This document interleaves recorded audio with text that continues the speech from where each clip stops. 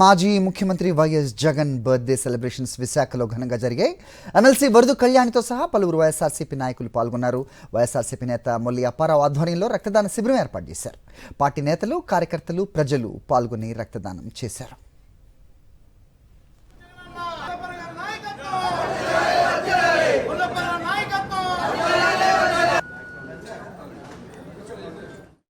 జగనన్న పుట్టినరోజు వేడుకల్లో భాగంగా ఈరోజు విశాఖపట్నంలో ఈస్ట్ కాన్స్టిట్యున్సీలో మొల్లి అప్పారావు గారి ఆధ్వర్యంలో ఇప్పుడు సెలబ్రేషన్స్ చేయడం జరిగింది. అలాగే జగన్మోహన్ రెడ్డి గారు తీసుకుంటే తను ముఖ్యమంత్రిగా పరిపాలించిన 5 ఏళ్ల కాలంలో ప్రజా సంక్షేమము అలాగే అభివృద్ధి రెండు కళ్ళగా పరిపాలన చేశారు. ముఖ్యంగా మహిళా పక్షపాత ముఖ్యమంత్రిగా ఈ రాష్ట్రాన్ని పరిపాలించడం జరిగింది. మహిళల్ని ఆర్థికంగా, రాజకీయంగా, సామాజికంగా ఉన్నత స్థానంలో కూర్చోబెట్టడానికి ఎంతగానో కృషి చేశారు. జగనన్న మహిళలకు మేలు చేసినంతగా ఏ ముఖ్యమంత్రి కూడా గతంలో చేయని పరిస్థితి మనం చూసాము.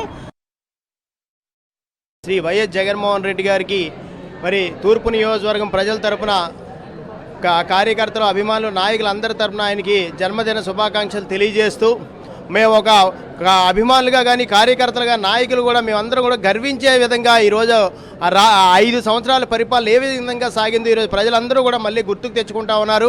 మళ్ళీ అటువంటి సంక్షేమ పరిపాలన, అటువంటి అభివృద్ధి రావాలని చెప్పేసి రాష్ట్రంలో ఉన్నటువంటి ప్రతి పౌరుడు కూడా కోరుకుంటూ ఉన్నాడు. మనందరి ప్రీతమ నాయకుడు శ్రీ వైఎస్ జగన్మోహన్ రెడ్డి గారి జన్మదినం పురస్కరించుకొని విశాఖపట్నం తూర్పు నియోజకవర్గంలో మెగా రక్తదాన శిబిరాన్ని మరి తూర్పు నియోజకవర్గ సమన్వయకర్త శ్రీ మొల్లప్పర గారి ఆధ్వర్యంలో చాలా ఘనంగా జన్మదిన వేడుకలు జరుగుతున్నాయి.